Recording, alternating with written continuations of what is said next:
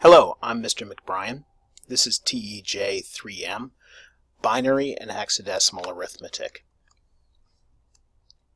As we discussed last time, the Ontario curriculum specifies that students will be able to demonstrate an understanding of the use of binary numbers and hexadecimal numbers. Today, we're going to add to the idea of conversion of these numbers, add the idea of simple addition rather than covering arithmetic in great detail. I'm sure most of you could extend the concepts that we'll talk about today out to higher arithmetic if you wanted to. So, one of the things we need to keep in mind is that the non-decimal arithmetic problems with which will be presented in this course, they require you to report the answer in the native format, not in decimal numbers. You're going to be tempted to convert the numbers that you're given to decimal, do the calculation using your calculator, and then convert them back to the native format. Don't do it. It's much more work to take that approach, and you're going to find pretty quickly that your chances of making an error going back and forth are higher than your chances of making an error in the simple arithmetic that you'll be presented with. Okay, so a quick review of adding decimal numbers, a quick review of grade 1. When we add decimal numbers manually, most people consider one digit at a time, moving from right to left. And if the sum of the digits for a given number value is less than 10, then they just write it. However, if the sum's more than 10, what we do is subtract 10, move that to the next column, and write the remainder. And then we move left one digit and do the process again until we've completed it. So if we take a simple arithmetic problem, adding 9 plus 27, we take the ones digits on the right hand side, add them together, get 16, subtract 10,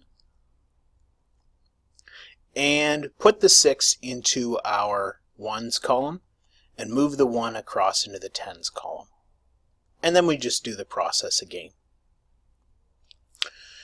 Now the good news here is that the process when we move to binary and hexadecimal is exactly the same.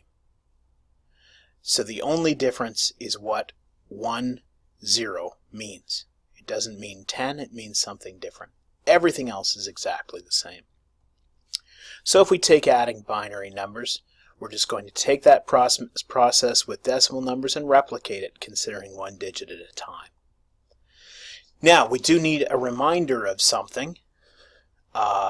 1 plus 1 in binary is actually equal to 1, 0. I won't call that 10 because it's not 10. So 1 plus 1 equals 1, 0. And 1 plus 1 plus 1 equals 1, 1.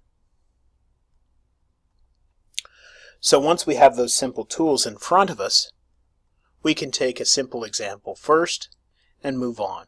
So if we want to add 1, 0 plus 1, 0, 1, we can do that very simply, and we just need to recognize as we move across from the right-hand digits to the left, the individual addition problems. So 1 plus 0 is 1. 1 plus 0 is 1. And 1 plus 0 is 1. So the answer to 1, 0 plus 1, 0, 0, 1 is 1, 1, 1. That's a fairly trivial example, but it illustrates the concepts. Now let's move to something tougher. Okay, 1, 1 plus 1, 0, 1. Now in this case, the right-hand digit, 1 plus 1 is equal to 1, 0. So we write the 0 and carry the 1 to the next level. Then we add 1 plus 1 plus 0 is again equal to 1, 0. So we write the 0, carry the 1. 1 plus 1 is again equal to 1, 0. So we write the 0 and carry the 1. And we have our answer. So 1, 1 plus 1, 0, 1 is equal to 1, 0, 0, 0. Okay, our third example, 1, 1 plus 1, 1, 1. The process, again, exactly the same. 1 plus 1 is equal to 1, 0. Write the 0, carry the 1. 1 plus 1 plus 1 is equal to 1, 1. So we write the 1 and carry the 1. And 1 plus 1 is equal to 1, 0. So the answer to 1, 1, 1 plus 1, 1 is 1, 0, 1, 0. Okay, hexadecimal numbers, exact same process again. The only difference is that there's a bit of a challenge with our sums that are greater than 1, 0 in base 16. So we need to recognize some addition at levels above decimal. F plus 1 is equal to 1, 0.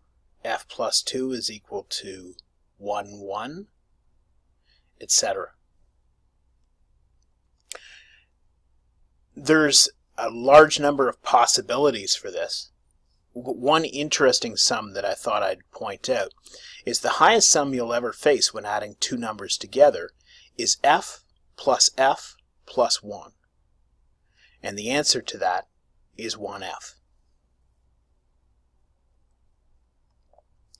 You'll need to do some practice. Don't be ashamed to switch back and forth the decimal once in a while if you find it convenient on those individual problems. But again, don't try to convert the entire number to decimal. Therein lies madness. Okay, first example, a nice easy one. D0 plus F0E. So, E plus 0 is of course equal to E, and we don't carry anything. D plus 0 is equal to D, and again, nothing carried. And F plus 0 is equal to F. So the answer to D0 F0 plus F0E is equal to FDE. Just for fun, you might want to compare that to converting those numbers to decimal, getting the answer, and then converting back to hexadecimal. You'll find that takes a great deal more time. Okay, second example, 99 plus, it's not exactly 99, it's 99 plus 101. So, 9 plus 1 is of course equal to A, 9 plus 0 is equal to 9, and 1 plus 0 is equal to 1.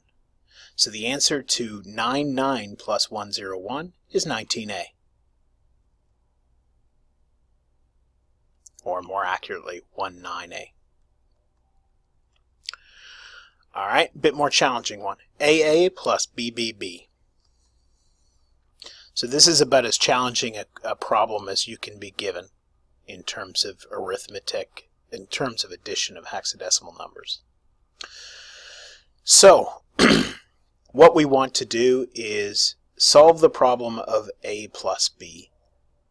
And most of you will find this part easier to switch to decimal for those individual digits in order to do that addition. So remember that A is equal to decimal 10 and B is equal to decimal 11. So that addition is decimal 21. So if we want to, before we complete the addition problem for that digit, we need to then convert it back from decimal 21 to hexadecimal. We do this by subtracting 16 and taking the remainder. So the remainder is 5, and the 1 moves up into the other column. So again, A plus B is equal to 15 in hexadecimal, and you can go ahead and verify that. Now the problem of A plus B plus 1 should be trivial for you, knowing that A plus B is equal to 15. A plus B plus 1 must be equal to 16. So we can write the 6 and carry the 1.